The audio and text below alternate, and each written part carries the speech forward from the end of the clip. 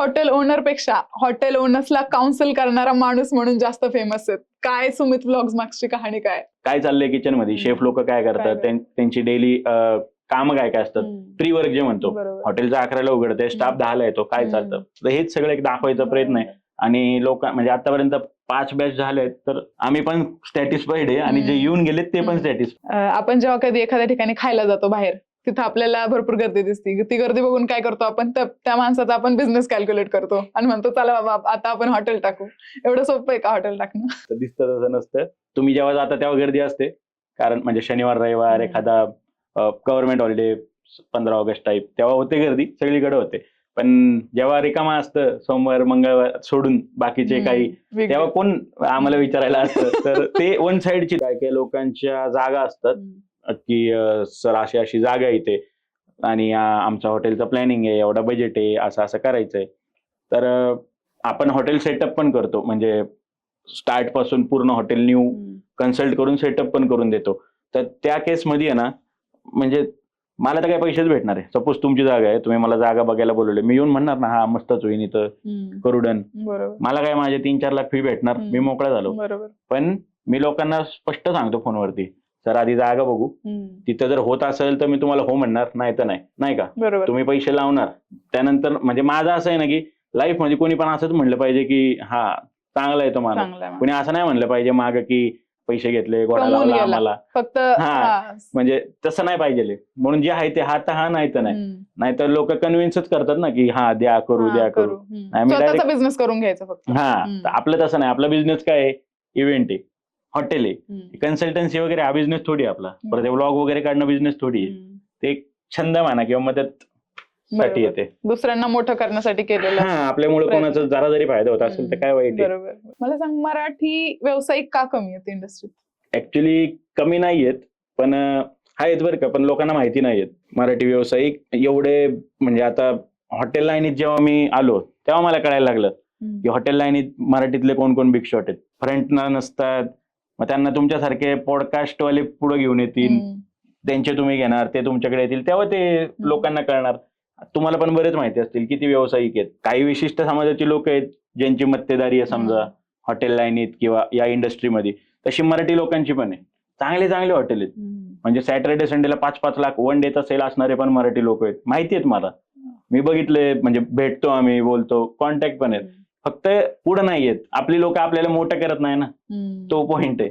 आता जर समजा मी इथं त्यांची नाव घेतली तर होतो ना सपोर्ट चांगल्या प्रकारे. तर असं सगळ्यांनी केलं पाहिजे ना, तेव्हाच कुठंतरी ते फ्रंटला येणार, त्यांच्याबद्दल कळणार. नाही असं नाहीत, आहेत सगळे. जेव्हा वाईट दिवस येतील तेव्हा ते तू कसं हँडल करशील?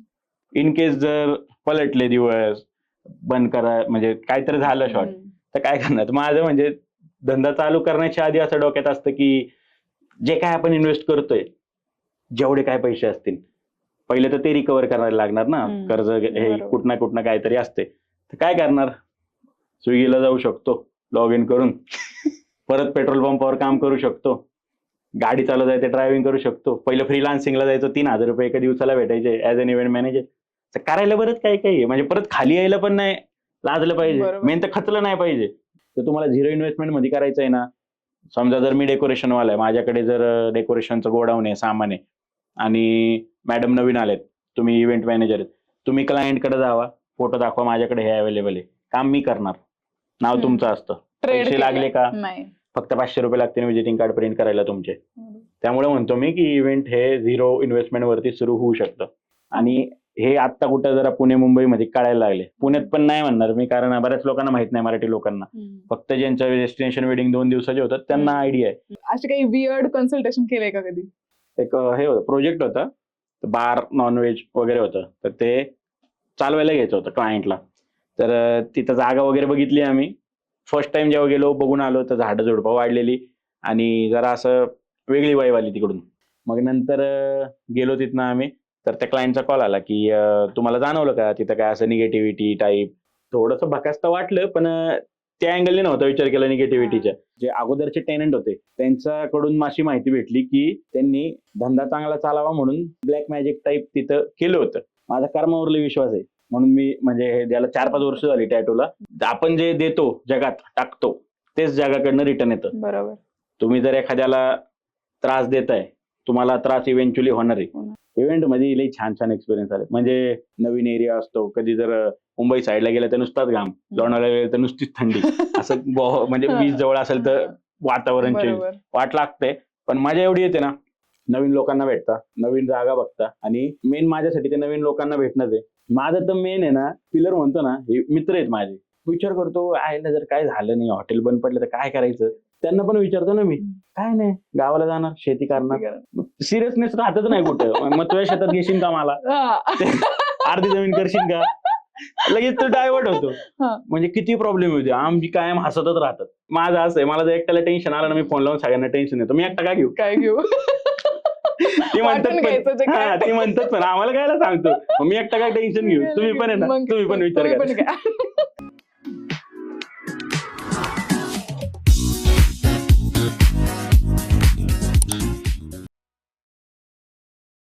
नमस्कार मित्रांनो, वाढीव मंडळी या पॉडकास्ट चॅनल मध्ये तुमचं खूप खूप स्वागत आहे. या एपिसोड मध्ये आपण भेटलो एका जुगाडू ड्रॉप आउट इंजिनियरला, जो 2 बिझनेसेस रन करतोय आणि इतरांना सुद्धा बिझनेस करण्यासाठी गाईड करतोय. तर हे पॉडकास्ट खूपच एंटरटेनिंग आणि डाऊन टू अर्थ, त्यासोबतच गायडन्स करणारा झालेला आहे. सो हा पॉडकास्ट नक्की बघा. तर चला भेटूया सुमित ब्लॉग्स म्हणजे सुमित वाघ या जुगाडू इंजिनियर मित्राला. नमस्कार, स्वागत आहे तुमचं. नमस्कार. मला सांगा, एक 12वी पास ते एक इव्हेंट प्लॅनर आणि एका हॉटेलचा ओनर इथपर्यंतची जर्नी कशी झाली? शिक्षण माझं इथं चिंचवडच्या माटे शाळेतच झालं. त्यानंतर इंजिनिअरिंगला रावेतच्या डी वाय पाटील कॉलेजला होतो, पण सेकंड इयर ड्रॉप आउट आहे इंजिनिअरिंग. मग फत्तेजनला पण घेतलं होतं डिप्लोमासाठी, तर म्हणजे नाही लागला अभ्यासात, लक्षच नाही लागलं. तर मग तिथं पण सेकंड इयर ड्रॉप आउट.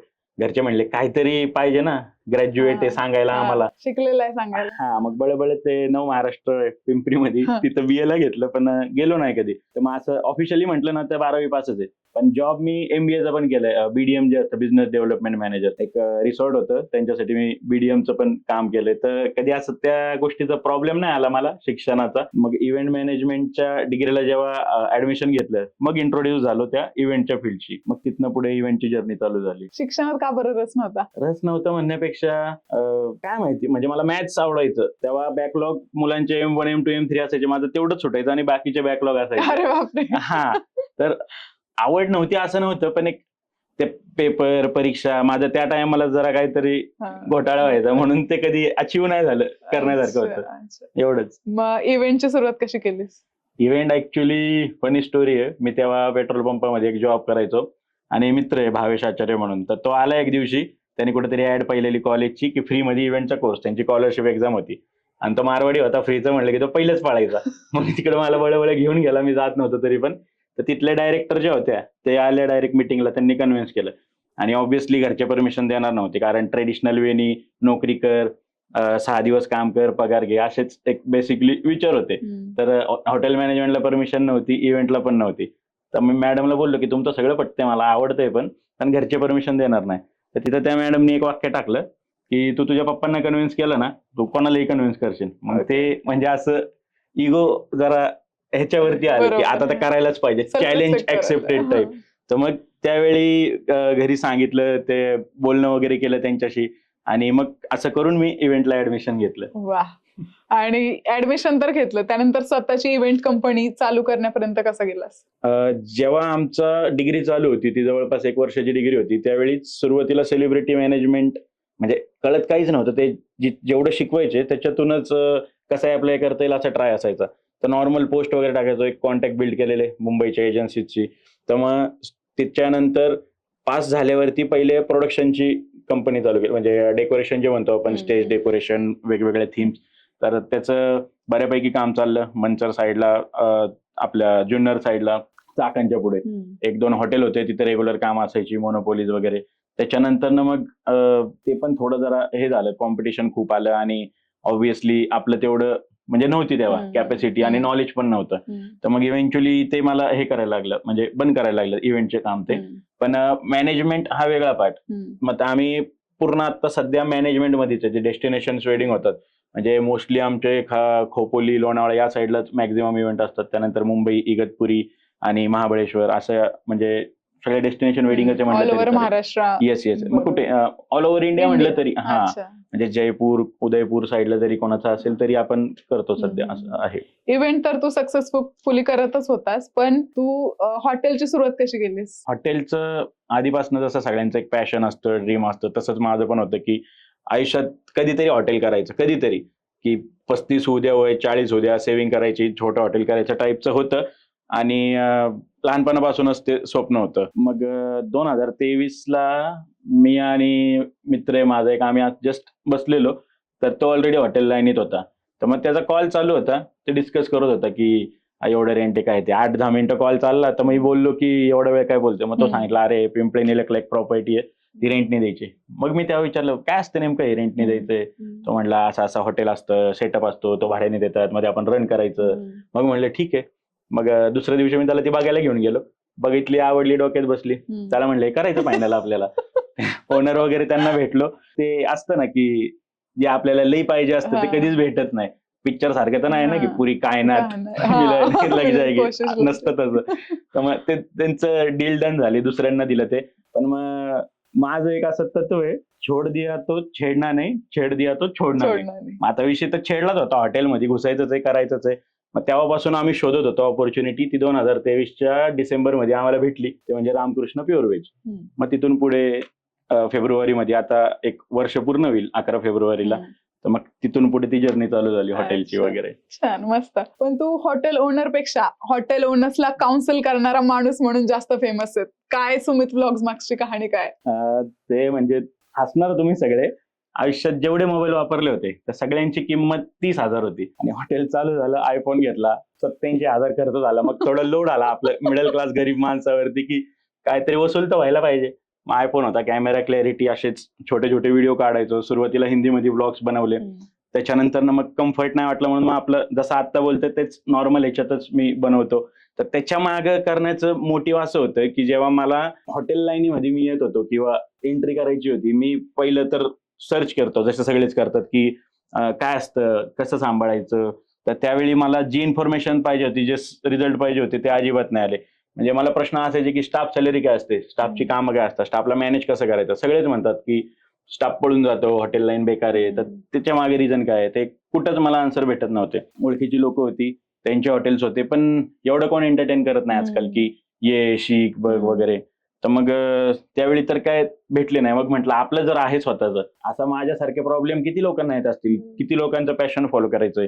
आणि लोकांना हे नॉलेज भेटत नाही म्हणून चालू करतात डेअरिंगनी, पैसे लावतात कमायचे. आणि एक पॉईंट असा येतो की नॉलेज नसल्यामुळे मग ते शेवटी बंद करायची वेळ येते. मग म्हटलं की मी तर काही एक्सपर्ट नाही, मी पण नवीनच आहे, पण थोडंफार का होईना जर त्यांना दिसलं, प्रॅक्टिकल नॉलेज आलं, काय असतं बॅकग्राऊंडला, काय कामं असतात, आणि बेसिक इन्फॉर्मेशन जरी भेटली तरी समोरच्याला कॉन्फिडन्स येईल की हा हे असं असतं. त्यानंतर ते विचार करतील करायचंय का नाही करायचंय, किती कॉम्प्लिकेटेड आहे.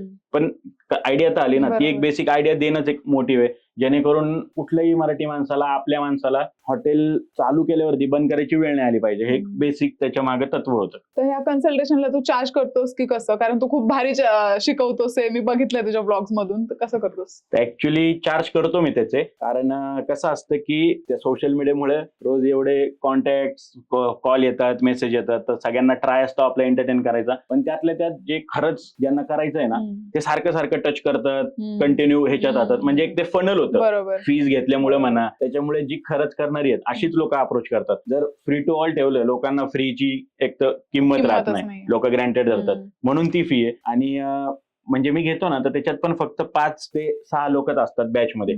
असं बँक्वेट हॉल पण आहे आपल्याकडे. मी पाहिजे तर 20-30 जण तिथं बॅच घेईल, प्रत्येकाचे 4-4, 5-5 हजार XYZ. पण तसं नसतं, 4-5 जण पर्सनली अटेंड करतो आम्ही, आणि हॉटेलमध्ये त्यांना सगळीकडे ऍक्सेस असतो, काउंटर, किचन वगैरे. मेन तेच आहे ना की काय चाललंय किचन मध्ये, शेफ लोक काय करतात, त्यांची डेली कामं काय काय असतात, प्री वर्क जे म्हणतो. हॉटेलचं 11ला उघडतंय, स्टाफ 10ला येतो, काय चालतं. तर हेच सगळं एक दाखवायचा प्रयत्न आहे.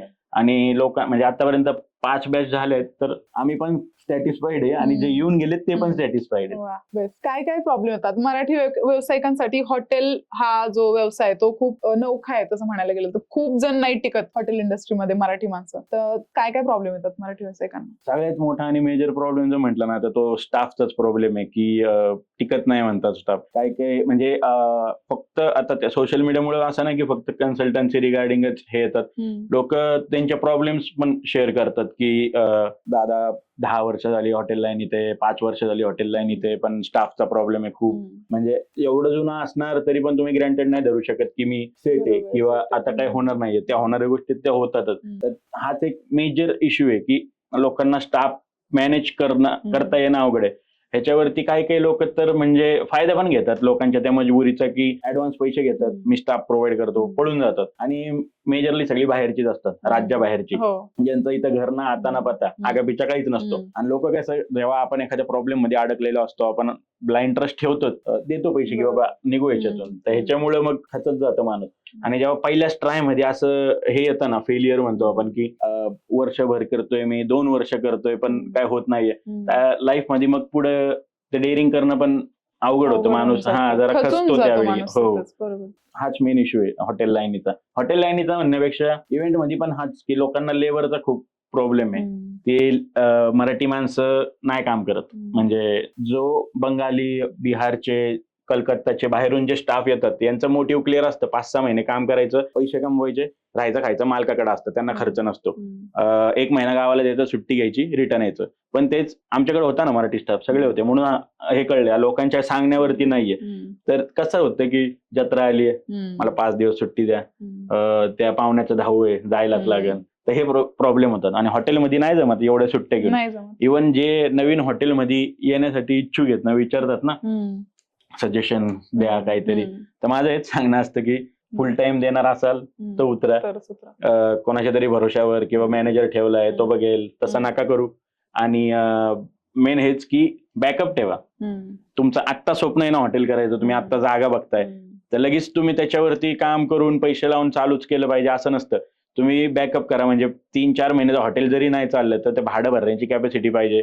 जागा स्वतःची असेल तर टेन्शन नाही, पण पगार तर अंगावर येत असतं, ते पगार भरण्याची कॅपॅसिटी पाहिजे. नाहीतर काय होतं, 2 महिने जर नाही धंदा झाला तर वायबल व्हायला लागतं माणूस. भाड्याने दिलेलं परवडेल, नाही तर बंद करून टाकू. मग ते एकदा ती मेंटॅलिटी आली की निगेटिव्हिटी येते. मग तेच मगाशी जसं बोललो की खचून जातो माणूस. आणि ते खचायचं कारण एकच की बॅकअप नाही ठेवले. बॅकअप नाही ठेवले. बिझनेसला आपल्याला एवढी इन्व्हेस्टमेंट लागते एवढं माहित असतं, पण त्याच्या बॅकअपला किती इन्व्हेस्टमेंट लागते ना तीच नसते ठेवली. किमान तुमचं जर समजा 1 लाख भाडं आहे, तुम्ही पुढच्या 2-3 महिन्याचे 3 लाख रुपये साईडला ठेवा, ज्याला हात नका लावू. जर जागा स्वतःची तर टेन्शन नाही, पण पगार तर देणंच आहे. वेंडर्सची जी बिल आहे, आपण मटेरियल आणतो, ते बनवतो, त्यातून पैसे तर ते देतो, पण कामगारांचा सेल होऊ द्या नाही तर नाही, पण देणंच आहे. त्यांनी शेवटी काम केलंय तुमच्यापाशी येऊन, तुम्हाला त्यांना देणंच आहे. त्यामुळे तेवढं तरी एक ठेवायला पाहिजे बॅकअप साईडला. आपण जेव्हा कधी एखाद्या ठिकाणी खायला जातो बाहेर, तिथं आपल्याला भरपूर गर्दी दिसते. ती गर्दी बघून काय करतो आपण, त्या माणसाचा आपण बिझनेस कॅल्क्युलेट करतो आणि म्हणतो चला बाबा आता आपण हॉटेल टाकू. एवढं सोपं आहे का हॉटेल टाकणं? नाही, म्हणजे आम्ही पण तुमच्याच पंक्तीतले. वडापावच्या इथं गेलं की अरे एवढे वडे तळले, म्हणजे एवढं असेल ते होतच ते, पण तसं अजिबात नसतं, दिसतं तसं नसतं. तुम्ही जेव्हा जाता तेव्हा गर्दी असते, कारण म्हणजे शनिवार रविवार एखादा गव्हर्नमेंट हॉलिडे, 15 ऑगस्ट टाईप, तेव्हा होते गर्दी, सगळीकडे होते.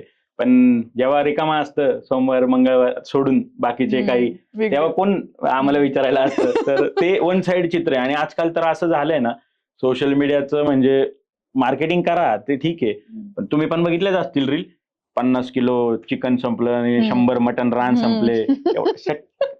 जाऊ दे, त्याचं पर्सनल हे राहिलं, पण रिअलिस्टिक पण दाखवा ना तुम्ही. लोकांना हेच वाटतं आपण पण करू चालू. म्हणजे माझ्या डोक्यात पण आलतं ना की माझी मम्मी चांगलं नॉनव्हेज बनवते, तर मग तिच्या हातचं काही देता येईल का, असं थाळी वगैरे करू आपण, चांगलं रिस्पॉन्स येईल, एक्सेट्रा एक्सेट्रा येतात विचार.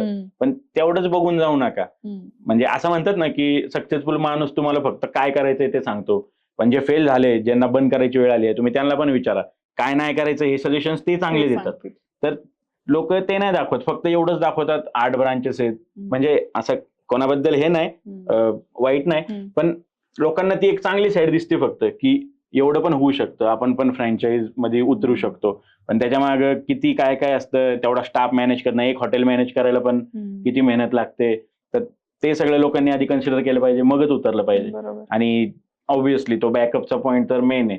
तुम्ही जर उतरताय ना, नोकरी सोडतात, म्हणजे बरोबर. कोणाला जर स्वतःचं करायचंय, जॉब करून येणार आहेत, तर जॉब चालू आहे तोवर तुमची EMI चालू आहे, घर चालू आहे, तुमचा जॉब बंद झाला, तुम्हाला ते पण करायचंय, हॉटेलमधनं जर काय लॉस झाला तर ते पण भरायचंय. तर ह्या सगळ्या गोष्टी मॅनेज होणार बरोबर. त्यावेळी तुम्ही डेअरिंग करा. नाहीतर मग कशाला आगीतून उठून फुफाट्यात फुफाट्यात जायचं. चालू आहे नोकरी करा, ती थोडा दिवस येईल काहीतरी संधी, तेव्हा मग बघू काय. मग असं. बरोबर. आणि परत आवडीच्या ठिकाणात जा. हा, हॉटेल आवडतं सगळ्यांना. हा, म्हणजे एक करू शकता की कमी खर्चात टिप तुमच्या हा, त्यांच्यासाठी. हा. म्हणजे तुम्हाला जर आवड आहे ना कुकिंगची, हॉटेल लाईन द्यायची, पण बजेटचा विषय, हे सगळ्या रिस्कचा विषय, तर एक चांगला ऑप्शन आहे क्लाउड किचनचा. तर तुम्ही घरातूनच चालू करू शकता. त्याला काही जास्त लागेल, तुम्ही घरच्या भांड्यांवर पण जेवण बनवून पार्सल देऊ शकता स्विगी झोमॅटोवरती.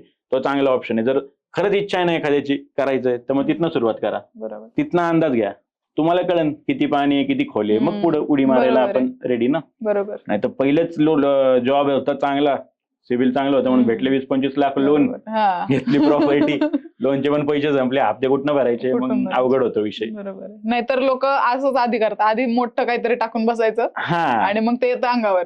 तेच तसं नाही केलं पाहिजे. थोडं थांबून, टाइम घेऊन.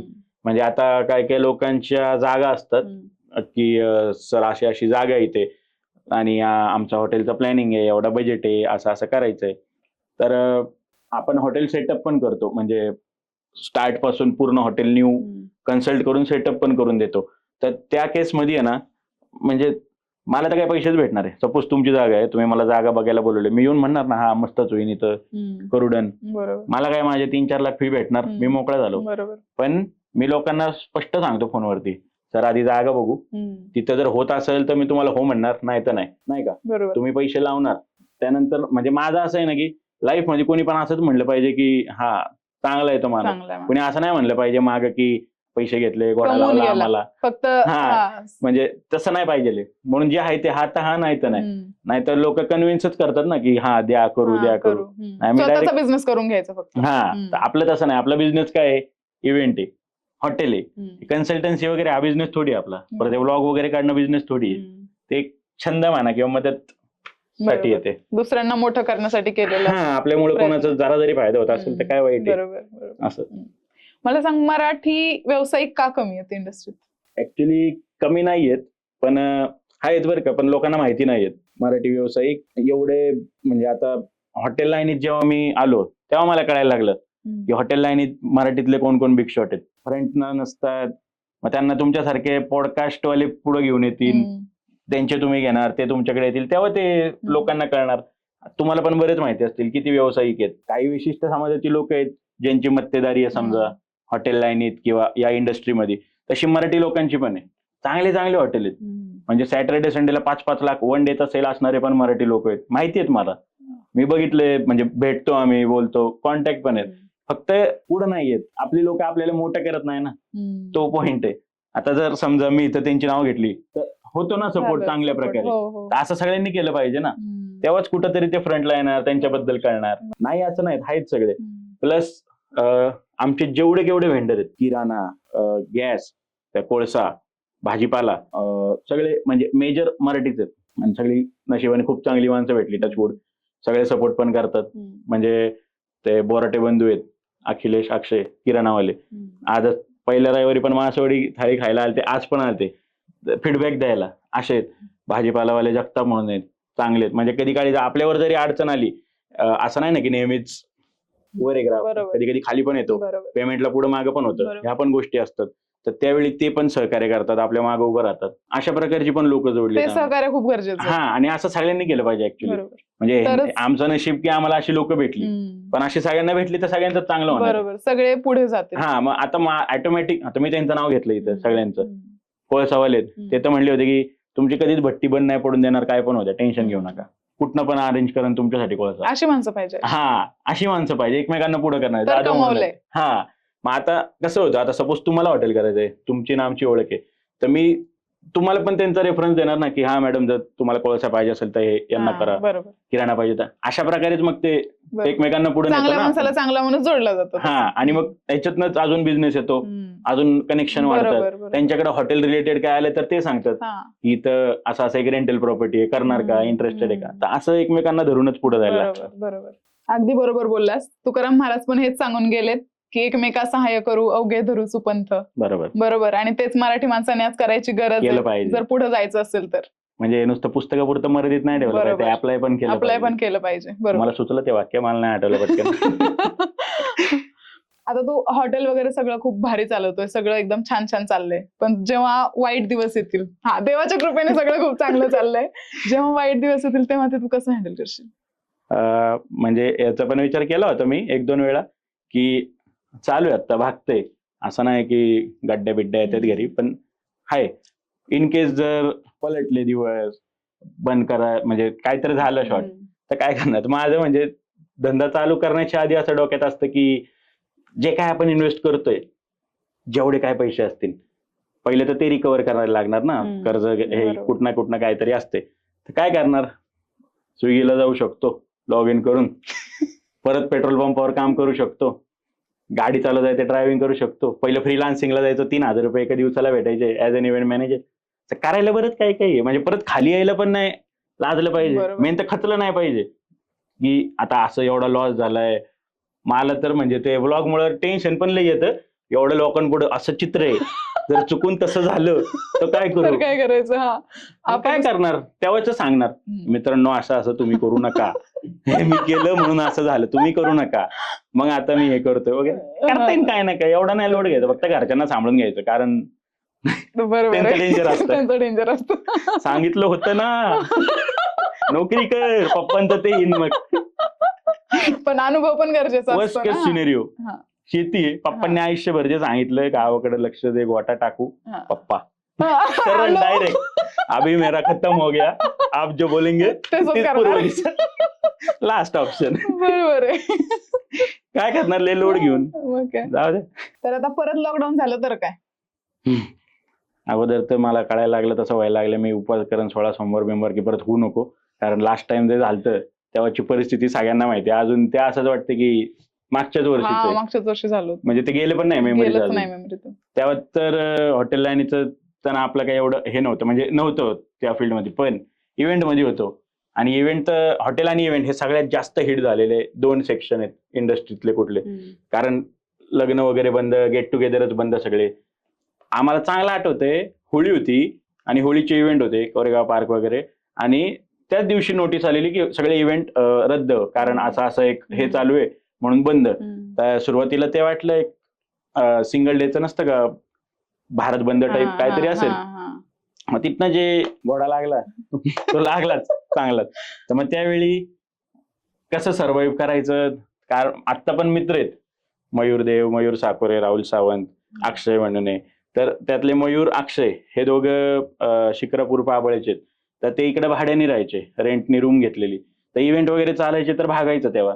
आणि त्यांचं असं होतं ना, म्हणजे ऑब्व्हियसली जेव्हा मुलगा घर सोडून बाहेर काम करायला वगैरे येतो, तर घरच्यांचं हेच असतं ना, की नाही होते तर ये रिटर्न, आहे आपलं शेत आहे किंवा XYZ.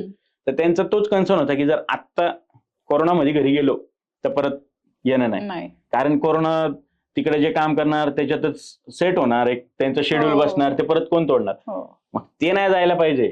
म्हणून मग काय केलं, परमिशन कशाची होती? भाजीपाला विकायची परमिशन होती. टाकलं कांद्याचं आणि नारळाचं दुकान. नारळ पण विकलीत कोरोनामध्ये.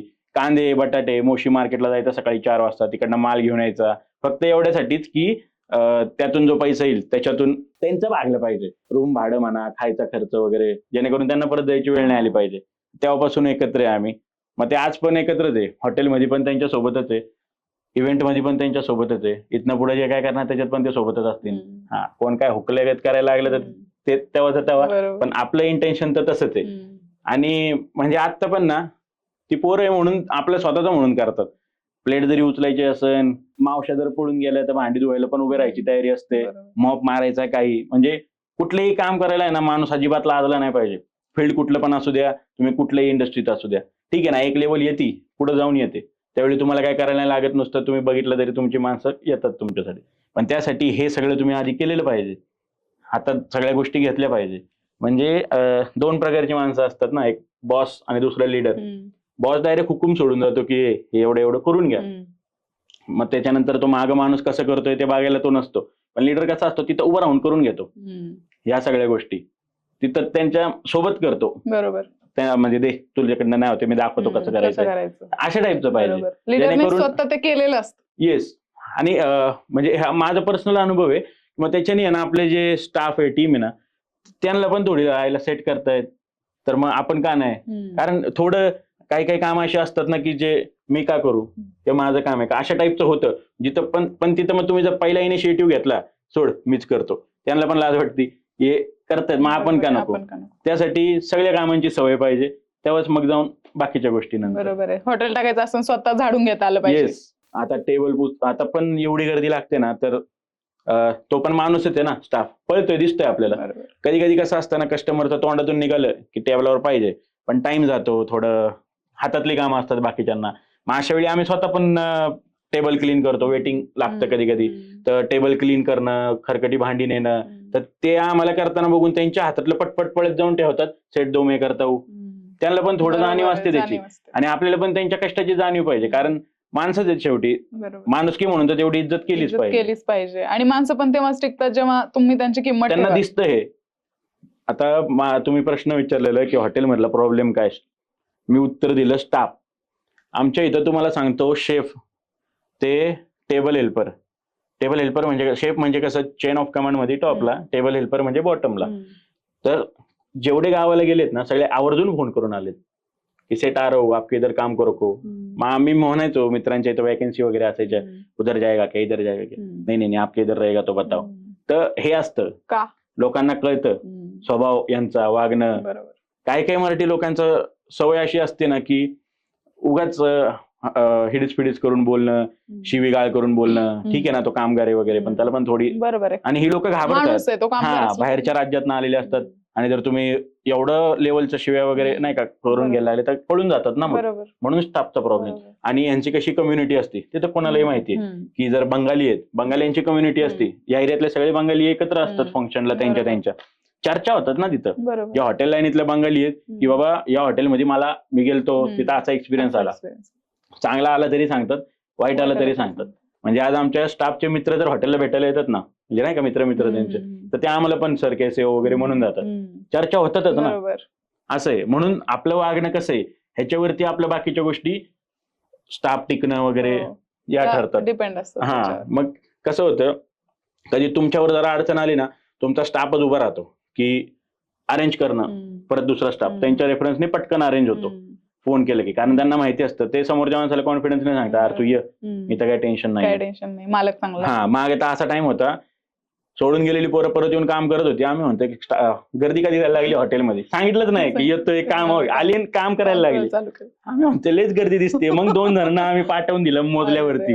म्हणजे पाहिजे हा, की हे गोष्ट पाहिजे, आणि बरोबर आहे, तेव्हाच मग ते टिकतं स्टाफ. नाही तर मग ते वर्ल्ड वाईड प्रॉब्लेम आहे, स्टाफ नाही टिकत कुठे. मालक म्हणजे मालकाने मालक म्हणून न राहता एक माणूस म्हणून पण स्टाफकडे बघायची गरज आहे. ठीक आहे ना, कामापुरतं काम लय, पण असं नाही की ह्याचा अर्थ की मग तुम्ही त्यांना सोम्या गोम्या लईच जीव लावा. कारण ते शेवटी स्टाफ आहे, 2 पैसे त्यांना जास्त भेटले ते कुठेही जाणार, त्यातल्या त्यात ठेवायचं. बरोबर आहे. म्हणजे लई पण तुम्ही एकदम की नंतर न वाटतं की सर मी तर सगळं बरोबर केलं, तरी पण ते गेले, मी त्यांना ऍडव्हान्स टाइमवर द्यायचो. म्हणजे जेन्युइन प्रॉब्लेम लोकांचे जे माझ्यापर्यंत आले, पगार टाइमवर द्यायचो, त्यांना ऍडव्हान्स होते, सुट्ट्या होत्या, सगळं होतं, तरी पण गेले. तर ह्यांचं कसं असतं, बोर झालं की जातात निघून, ती काय कोणाची नसतात. तर मग ते गेल्यावर पण आपल्याला वाईट नाही वाटलं पाहिजे, आणि हाय म्हणून लई पण असं उधळपट्टी नाही झाली पाहिजे. असं एक लेवलला ठेवायचं त्यातल्या त्यात.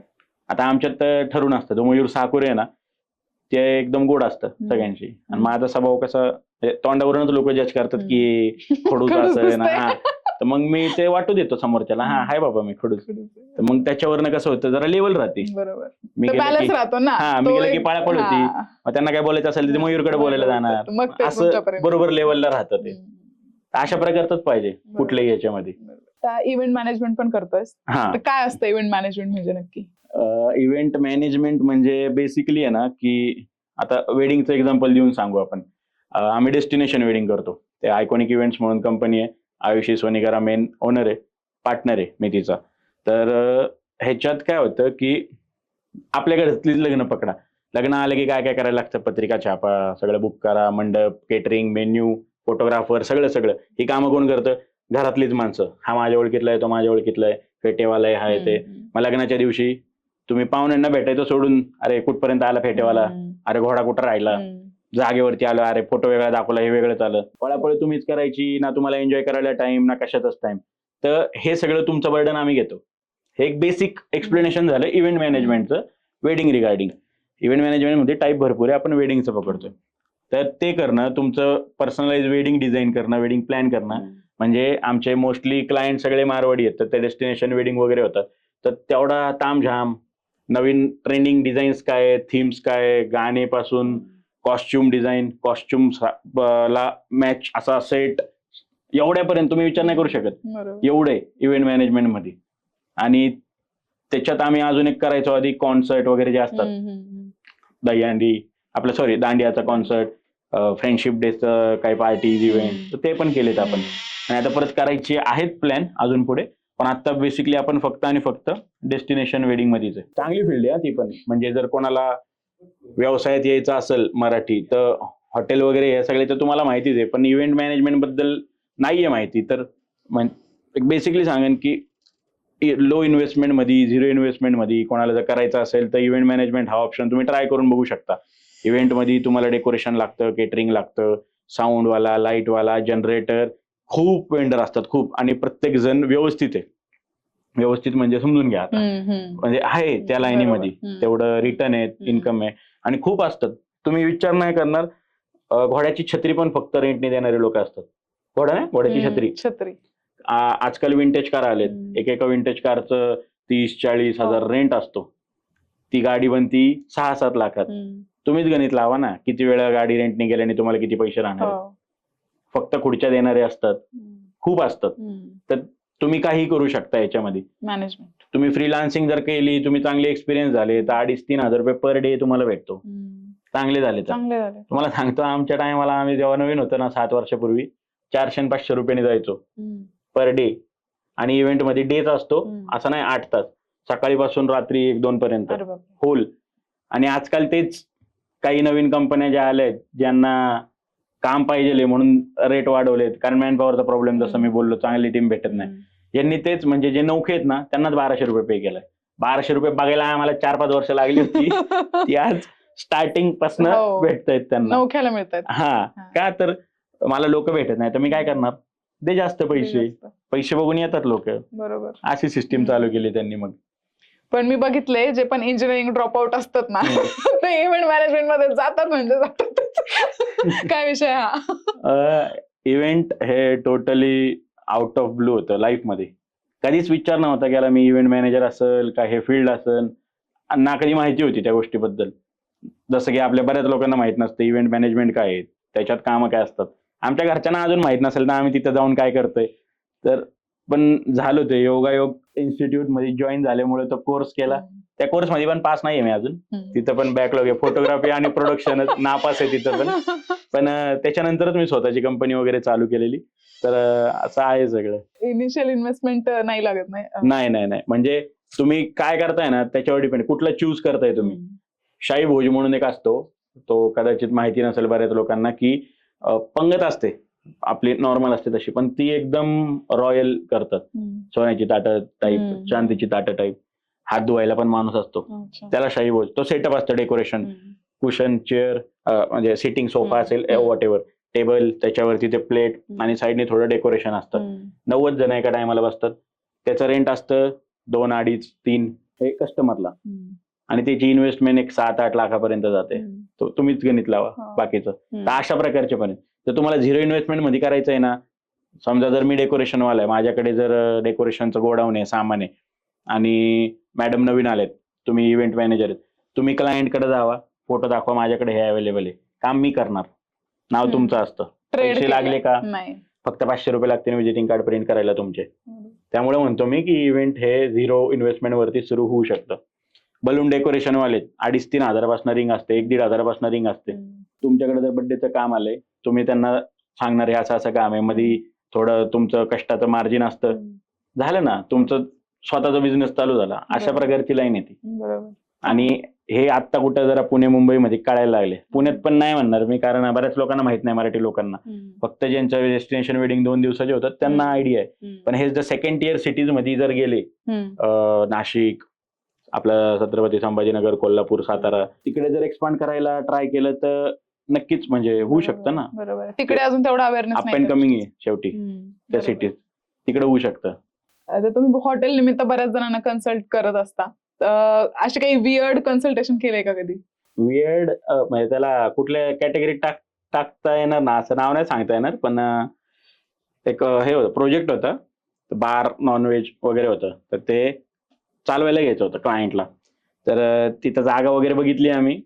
फर्स्ट टाइम जेव्हा गेलो, बघून आलो, तर झाडं झुडपं वाढलेली आणि जरा असं वेगळी वाईब आली तिकडून, की ठीक आहे म्हणलं, वाढले त्यामुळे असं वाटत असेल भकास, लय दिवस बंद पडले, स्वच्छता नाही, असं बेसिक पहिल्यांदा विचार येतात तसेच. मग नंतर गेलो तिथनं आम्ही, तर त्या क्लायंटचा कॉल आला की तुम्हाला जाणवलं का तिथं काय असं निगेटिव्हिटी टाईप? मी म्हणलं थोडंसं भकास तर वाटलं, पण त्या अँगलने नव्हता विचार केला निगेटिव्हिटीच्या. ते म्हणले मला जाणवलं असं. त्यानंतर मग मी जे अगोदरचे टेनंट होते त्यांच्याकडून अशी माहिती भेटली की त्यांनी, म्हणजे लोक असा पण प्रकार करतात, धंदा चांगला चालावा म्हणून काहीतरी ब्लॅक मॅजिक टाईप तिथं केलं होतं, की वस्तू देतात कुठली तरी, ती बार काउंटरच्या इथे ठेवा, तुमच्या मेन कॅश काउंटरच्या इथे कुठेतरी लावा, एंट्रीच्या दारापाशी लावा. तर असा तो प्रकार होता. आणि त्याच्याबद्दल तुम्हाला काहीतरी करायला लागतं, जसं की अमावस्याला त्यांना ठेवणं, काय खाद्य मद्य दोन्ही पण ठेवणं. जर ते नाही केलं व्यवस्थित, फॉलो नाही केलं, तर ते उलटं फिरतं. म्हणजे ज्यांनी केलंय ना त्याच्यावरती परत त्याचा इफेक्ट होतो. आणि तो असा होतो ना की त्याला इलाज नसतो, डॉक्टरकडे गेले तर डॉक्टर म्हणतात सगळं तो व्यवस्थित दिसतंय, पण माणूस मरायला टेकलेला असतो, एवढ्या लेवल पर्यंत ते हे होतं. कारण ते आहेच ते कुठल्या टाईपची विद्या, आपल्याला म्हणजे खूप माहिती नाही, पण जेवढं त्या अनुभवात कळलं ते सांगतंय. मग नंतर अजून चौकशी केली तर कळलं की तिथं रानडुक्कर मारून पुरलं होतं. अशा प्रकारचे वेगवेगळे प्रकार तिथं. आणि हे सगळं का तर धंदा व्यवस्थित चालावा. आणि सुरुवातीला चालला त्यांचा, नंतर त्यांना झेपलं नाही ते, आणि ते बाकीचं बघितलं नाही, म्हणून तो जो माणूस होता तो झाला हॉस्पिटलाइज. काही त्याला हे नाही झालं पुढं ना, हे धंदा चालवता आला ना, स्वतःचं बघता आलं. मग आता जेव्हा माझ्या क्लायंटला ते घ्यायची होती प्रॉपर्टी, मग त्यावेळी सगळं चौकशी केली त्यांनी, त्यांचा एक माणूस बोलवला.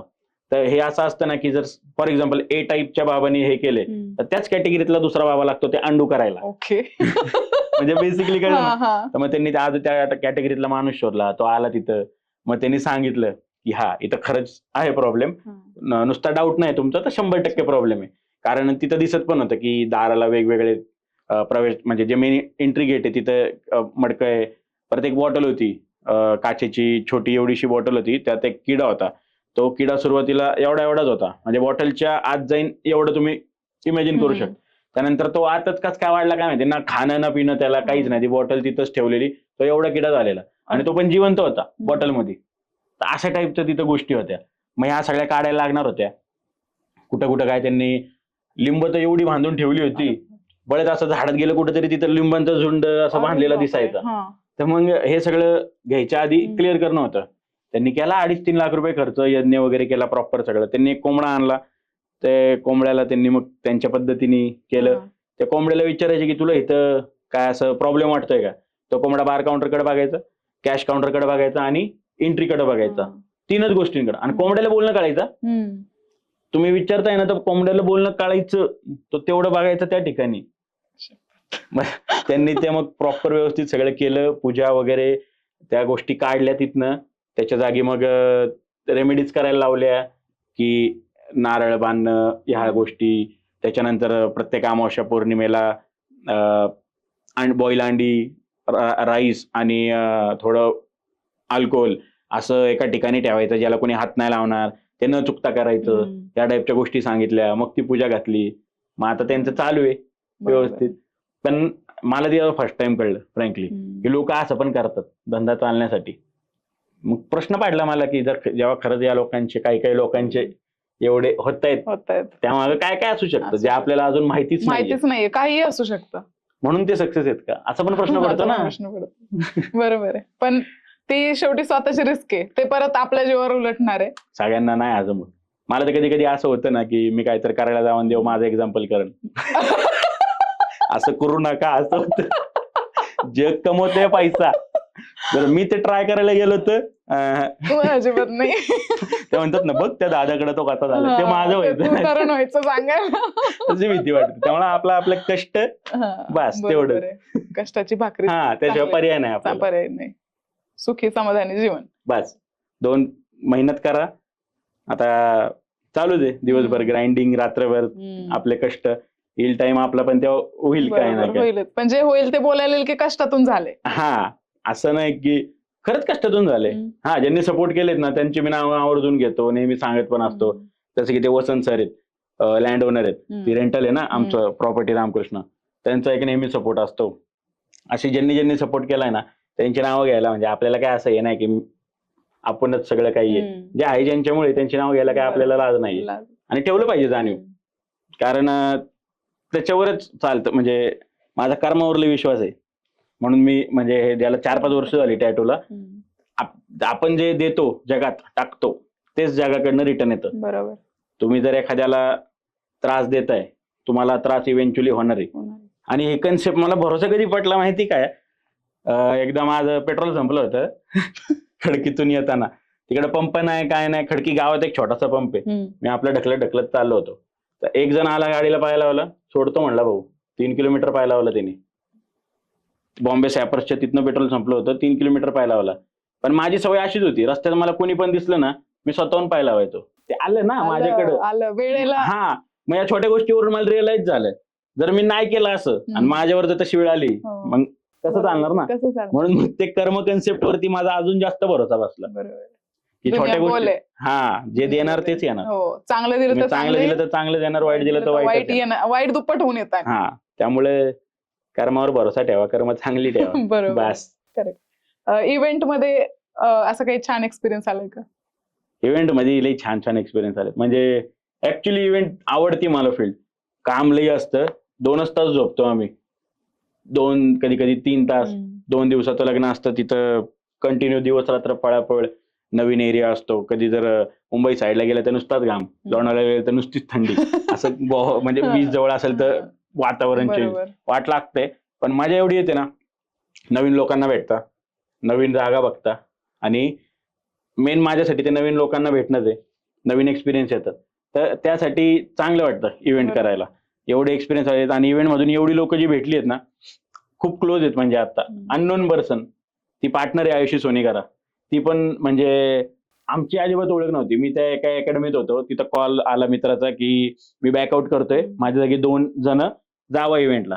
मी आणि मयूर फ्रीज होतो, गेलो लोणावळ्याला. ना आयुषीला कधी पहिल्यांदा पाहिलं होतं ना बोललो होतो. ती डायरेक्ट गेलो, तिथं पाहिलं 20 जणांची टीम आहे. आणि आपलं कसं आपण थोडं गावठी, ती स्टँडर्ड इंग्लिश बोलणारी. मी मायरा एका कोपऱ्यात बसून होतो. मग नंतर रात्री पाहिलं, ती सगळी तर गेली ना, अशी एकटीच काम करत बसली होती बिचारी. मग करायचं काय, तिला विचारलं मॅडम मदत करू का, म्हणली करणार का तुम्ही, म्हणलं हा करू की. कारण तेव्हा कसं असायचं, जर 2 दिवसाचा इव्हेंट आहे, प्रायर तुम्ही केलं तर काही लोक चार्ज पण करतील ना, की 2 दिवसाचं सांगितलं हे एक्स्ट्रा वर झालं. आम्हाला काही तसलं नसते, बोर होत होतं म्हणून आम्ही काम करत होतो. तर केलं वगैरे. मग त्यावेळी आम्हाला डिपार्टमेंटच नव्हतं. इव्हेंट मध्ये डिपार्टमेंट असतात, हॉस्पिटॅलिटी, F&B, रिच्युअल्स वगैरे वगैरे. तर त्यावेळी सगळे डिपार्टमेंट वाटून झाले. एवढी मोठी टीम नेलेली तिने, आम्हाला डिपार्टमेंटच नव्हतं. मग ती म्हणली की तू माझा शॅडो पण एक डिपार्टमेंट आहे, PA टाईप असतं त्या दिवसाचा. तर म्हटली तू माझा शॅडो, आणि मायरा पण फ्री होता. म्हणलं आम्ही दोघं फिरतो मग तुझ्या मागे. तर तेव्हा तिने माझा नंबर सेव्ह केला, सुमित मयूर शॅडो, आयुषी सुमित शॅडो. तर तो अजून पण तोच आहे नंबर सेव्ह. आणि आमचं बॉन्डिंग एवढं हे झालं ना त्या ह्याच्याने, म्हणजे कोण म्हणणारच नाही आम्हाला की आम्ही नाही का, आम्ही ते कुंभच्या मेळ्यातले भाऊ बहीण. एवढं आमचं बॉन्डिंग आहे. तर अशी पण लोक भेटली, म्हणजे एवढं फॅमिली सारखे रिलेशन. तिची अख्खी सासरची पण फॅमिली ओळखते, इकडची ते ओळखते, सासरची पण ओळखते फॅमिली. तर एवढे रिलेशन झालेत चांगले. आणि आता म्हणजे ते पार्टनर पण आहे, तर चांगलं वाटतं असं. बिझनेस तर तोच एक. हे कमवलं म्हणजे कोणी काही विचारलं ना तर हे कमवलं. म्हणजे मला 100% माहिती आहे, जी आपण नसल्यावर नाव काढणारे लोक आहेत ना, त्यांच्यातली 4-5 नावं आहेत जी कमवली आहेत आपण. इव्हन ते मित्र पण सगळे जे एकत्र आहेत आतापर्यंत. आले ना अपडाऊन्स आले, फेलियर आले, लॉकडाऊनला बंद पडलं सगळं, पण वेगळे नाही झाले कधी. बरोबर. त्यामुळं जे आपल्या त्या टायमात होते ना एकत्र, ती अजून पण आहेत ना, त्यांनाच मी नेणार पुढं. बरोबर. जर मी मर्सिडीज घेतोय ना, तर पहिले ती लोकच ती बसणार. लोक बसणार Mercedes. बरोबर आहे. पहिला Even हक्क त्यांचा आहे. आता त्यांच्यातल्या निम्म्या अर्ध्यांना गाडी चालवता येत नाही, आता सगळ्यांनी एकत्र घ्यायचा प्लॅन केला असता. बरोबर. त्यामुळे कोण? एकच गाडी घ्यायची ना पैसे. हा, कोण? तर असं आहे. त्यांच्या सोबतच पुढे जायचं, त्यांच्या सोबतच करायचं. बरोबर. बिझनेसचा basically. हा भाग मला खूप आवडतो. मी पण बिझनेस मध्ये यायचं तेच कारण. मला नवीन लोकांना भेटायला, हा नवीन लोकांसोबत इंटरॅक्ट करायला, जे अनुभव चांगले चांगले येतात ना, ते खूप आवडतात मला. आणि काम करायला मिळतं, वेगवेगळ्या फील्डमध्ये काम करायला मिळतं. तेच एक्झॅक्टली. म्हणजे माझं डोकं असं चालतं ना, की थारावर नसतं माझं. म्हणजे असतो ना स्वभाव, की जर मी समजा एखाद्या मॉलमध्ये गेलोय, तर माझं तिथं मॉलमध्ये लक्ष नसतं, पण याला भाडं परवडत असेल का दुकानवाल्याला, किंवा मॉलची कन्सेप्टच बघा ना तुम्ही फक्त एक फॅसिलिटी उभी करणार आणि तुमच्या आमच्यासारखे जे बाकीचे उद्योजक आहे तिथं ते रेंटनी घेणार, विकणार. पण मग तुमच्या आमच्यासारखे यायला कस्टमर फुटफॉल पाहिजे. फुटफॉल आणायला तो फिनिक्सचा एक्झाम्पल घ्या, किती काय काय करून ठेवले त्यांनी. खूप अट्रॅक्शन्स काढलेत बाहेर. माझ्या डोक्यात लगेच असं होतं. परत मला संगीताची आवड आहे, तर मध्येच माझ्या डोक्यात येणार की आपण म्युझिक प्रोड्युसर व्हायचं. येत काहीच नाही, तबल्यातला त पण येत नाही, पण आपण म्युझिक प्रोड्युसर व्हायचं. मध्येच मला असं वाटणार की तबल्याचा क्लास लो. टाइम अजिबात नाहीये लाईफ मध्ये. घरी यायला 2:30 वाजतो. Mechanical engineer. कॉम्प्युटर होतो मी ऍक्च्युली. सकाळी जायला म्हणजे टाइम कुठंच नाही. आपण गिटार शिकू, असं माझं थोडक्यात विचार. मधीच कुठेही मी काही हे करू शकतो नाही का, अडॉप्ट करू शकतो. मधीच त्या एखाद्या रिसॉर्टला इव्हेंट करायला गेलं तर मी कधी कधी त्या ओनरशी पण मीटिंग करून येतो, तुम्हाला रेंटनी जायचंय का. बरोबर. असं आहे बेसिकली. त्यामुळे बोलायची सवय असल्यामुळे ह्या गोष्टी ना पॉसिबल होतात. आणि आता त्या ह्याच्या व्लॉगच्या ह्याच्यामुळे ना अजून जास्त ऑपॉर्च्युनिटीज यायला लागल्या, डोर्स ओपन व्हायला लागलेत खरं तर. म्हणजे त्यातनं पण काय लोक लय चांगली भेटली. You are one of them. Sir आहेत प्रसाद सर. तसंच एक जण आहे सुशांत कानवडे म्हणून आहे, संगमनेरचाच आहे. तर सुरुवातीला म्हणजे मी पण नवीनच होतो त्यावेळी मग मला मेसेज केलेला की 3 ब्लॉग पाठवलेले त्यांचे, की दादा 12 दिवस झालं मी ट्राय करतोय, असे बनवलेत बरेच, तर मी टाकायला चालू करू का. मी पाहिले वगैरे, मस्त होते. म्हणजे सेमच होते जवळपास टेक्निक, शब्द, वाक्य. तर मी म्हंटल की सेमच वाटतंय. तो म्हटलं हा तुमचंच बघून चालू केलंय. म्हणजे पण असं चांगलं वाटतं ना समोर तर सांगतोय तर काही लोक असतात ढापून पण मान्य करत नाही. पण एखादा असतो, मी बोललो ना, आपल्याला क्रेडिट ज्याला द्यायला आवडतं तसंच तो मला वाटला. म्हणजे कधी भेटलो नाही आम्ही प्रत्यक्ष, पण तो माझ्यासारखाच वाटला मला. तर मग तेव्हापासून आम्ही कॉन्टॅक्ट मध्ये. आज तो माझ्या पण पुढे गेलाय, त्याचे फॉलोअर माझ्यापेक्षा जास्त आहेत, पण तो एक कॉन्टॅक्ट झाला. असे बरेच भेटले. इव्हन काही लोक आहेत की इगर आहेत एकत्र काम करायला, की सर तुम्ही प्रोजेक्ट सांगा, आपण एकत्र करू. तुम्ही लोकेशन सांगा, काय खर्च येईल तो आम्ही करू. या टाईपची पण लोक भेटली. चांगलं काहीतरी प्रोजेक्ट एकत्र येऊन. येस. त्याच्यातूनच माझ्या डोक्यात अजून आयडिया येतात ना, की जर म्हणतात ना की एकमेकांना सपोर्ट करत नाही मराठी लोक, पण काय आहेत जी खरंच करतात आणि भेटलीत पण अशी लोक. तर मग अशा लोकांसाठी पण काहीतरी करू वाटतं. बरोबर. तर मग त्यासाठीच माझ्या डोक्यात आलं की बँक्वेट हॉल आहे रामकृष्णाला, तर ओपन माईक सारखी एक कन्सेप्ट करायचं डोक्यात होतं. लोक बाहेर पैसे घेतात तुम्हाला परफॉर्म करायचं असेल तरी आणि बघायचं असेल तरी, तर मी फ्री ठेवणार होतो. पण मला एक म्हणजे मंच अवेलेबल करून द्यायचा होता. म्हणजे बोलताना असं वाटतं की लय मोठे बिटे तसलं काय नाही, जस्ट एक कन्सेप्ट आलती आणि त्याच्यावर काम करावं वाटतंय मला, की मंच अवेलेबल करून द्यायचा. तुम्ही सिंगर आहात, कवी आहात, तुम्हाला शायरी येते, तुम्हाला परफॉर्म करता येतं, इन्स्ट्रुमेंट वाजवता येतं, स्टँडअप कॉमेडी येते, व्हॉट एव्हर, तो तुमचं आहे. कलेला दाद. बस. बरोबर. बघणारे पण कलाकारच आहेत, परफॉर्म करणारे पण कलाकारच आहेत. लिमिटेडच ठेवायचं. एक नेटवर्क तयार होतं त्याच्यात. येस. 50च जण बोलवा. म्हणजे 50च जणांचं प्लॅन करणार होतो मी, जेणेकरून असं पण नको की कंजेस्टेड. मग अशा टाइमला ते आपल्याला चार्ज करायला लागतं, जेणे की फनल होतं. मी सेम ते कोर्सच्या ह्याच्यात अप्लाय केले.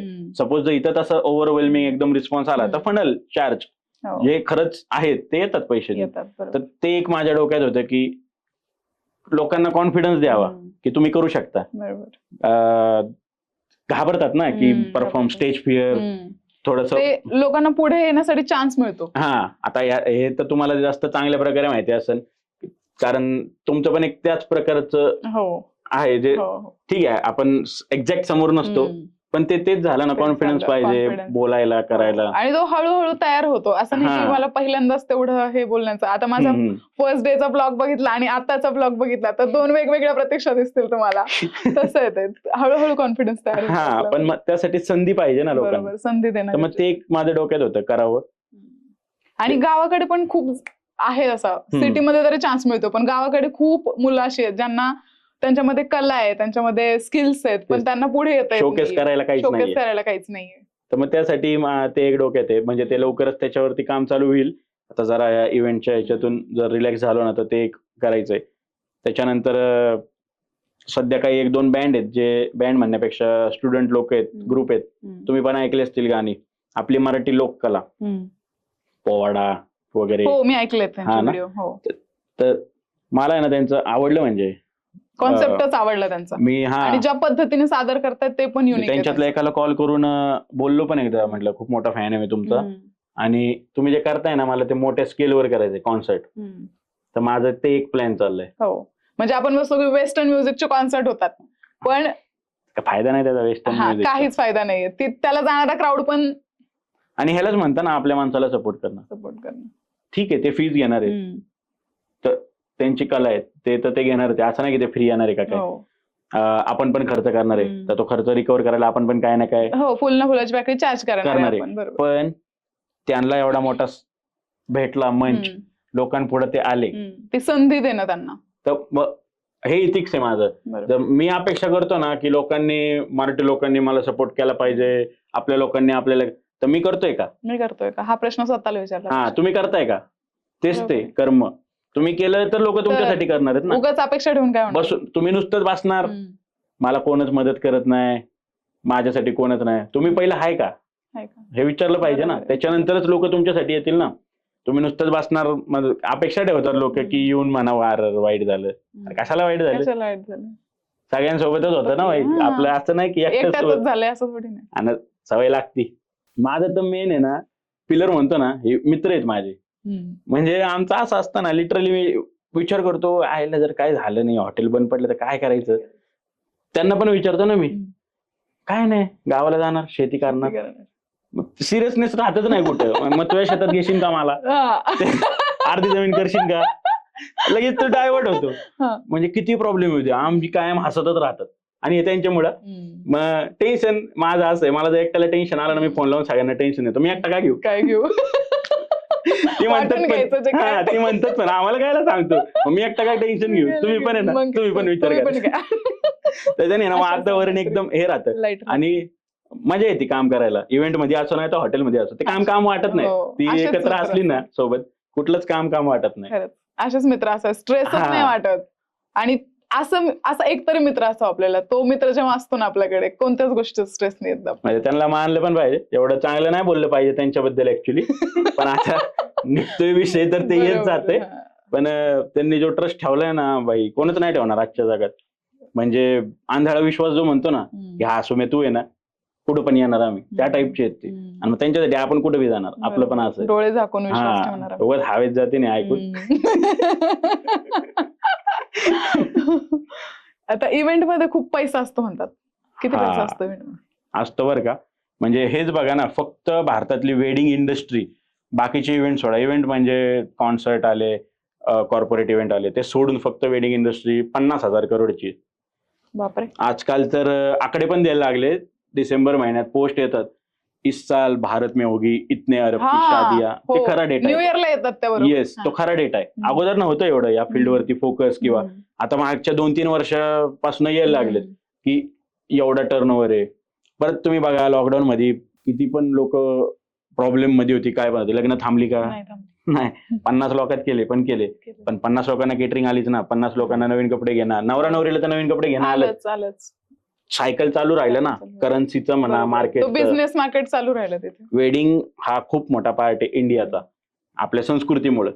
त्यांच्यासारखं नाही पांढरे कपडे आणि ब्लॅक कपडे घातले आणि गेलं चर्चमध्ये झालं. आपल्या इथं गाजावाजाच पाहिजे, बँडच पाहिजे, हळदीला नाचलंच पाहिजे.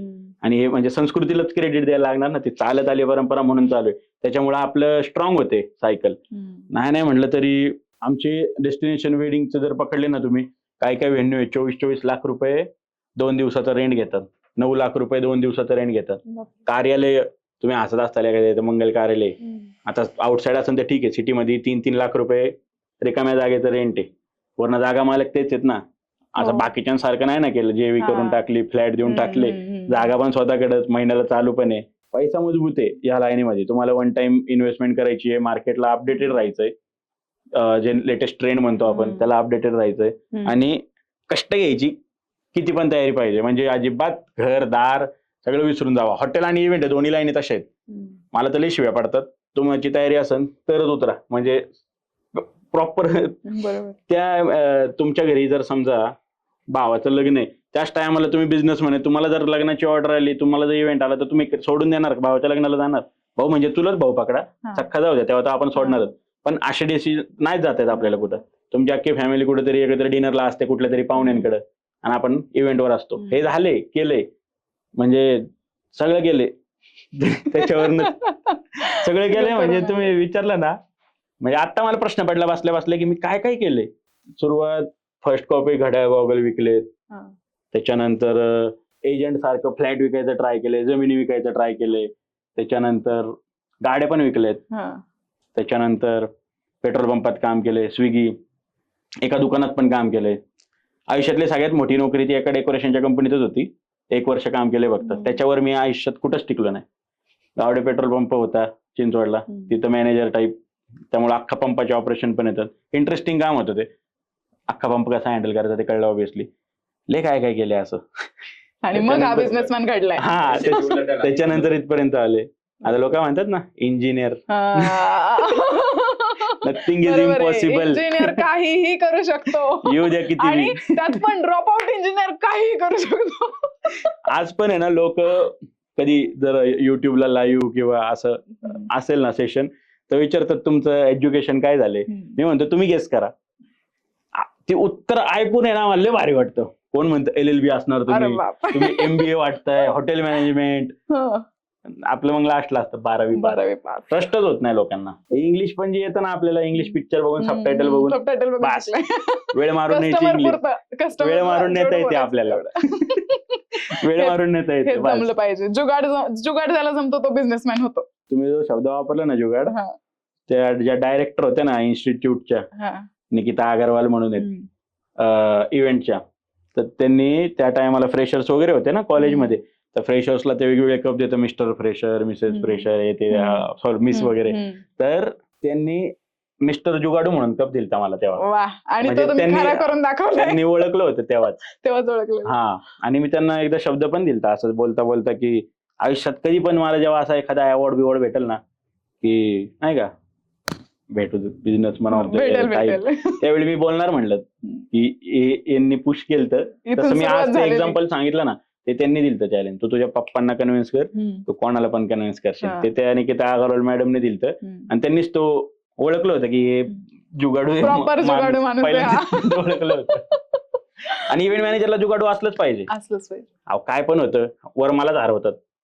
आणि आमचा जो बिझनेस आहे ना, असं आता तुम्हाला माझ्या बोलण्यावर वाटत असेल किती मजा असेल यांची, एन्जॉय करत असतात, पण एखाद्याच्या आयुष्यातले स्पेशल मुवमेंट असतात आमच्या हातात.